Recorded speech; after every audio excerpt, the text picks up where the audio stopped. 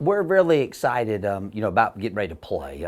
Last week was a good time for us to have a bye week to heal up some bumps and bruises on some guys, but more importantly, just to get some mental rest from having played 6 straight weeks of football, and you add 4 more onto that for camp. So it came at a good time.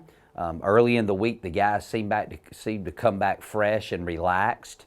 But we're excited to play. And anytime you take a bye week, you look forward to it.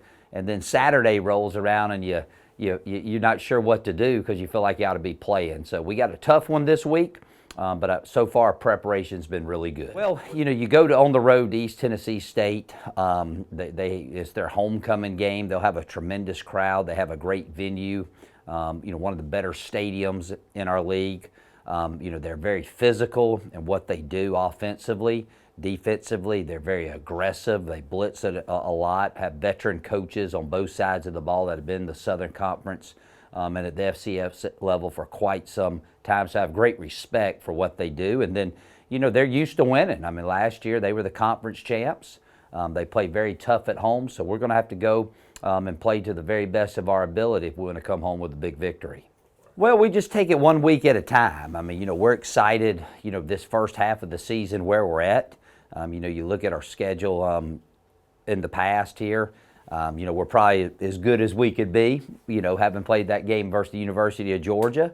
But again, we understand each and every week is a battle. I say it week in and week out. All the Southern Conference teams are very similar in personnel, very similar in how we recruit. And then, we're going to have to, like I said, we've got to play good fundamental football with great effort for 60 minutes. We can't afford to lose focus like we've had in these past couple games if we're expecting to be victorious Saturday. I think it varies year to year on when the best time for the bye week is. For us, I really thought coming off of the Furman win, going into the Wofford game, it just felt like we needed a break. But fortunately, we gutted one out against Wofford, so we got another one under our belt before we had the break. But you could just tell it was time, mentally and physically for our guys. We had a good bye week. We worked a couple days, gave the guys some time off, and I was really impressed by how they came back, re-energized and refocused early in the week.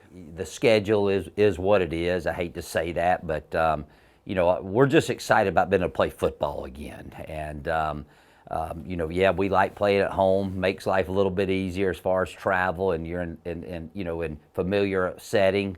But you got to go play. And you only get 11 guaranteed opportunities on your schedule each and every year. You got to make the most of every single one of them. And I tell our guys all the time, man, I'd ride a bicycle 1,000 miles to go play a football game, and I hopefully that we'll take that same attitude up to Johnson City this weekend. We had some bumps and bruises, had guys that have had to miss a game or two, but I think having that bye week, we had a couple guys that didn't play versus Wofford, so you really go 3 weeks right there with 3 or 4 of the players on the team.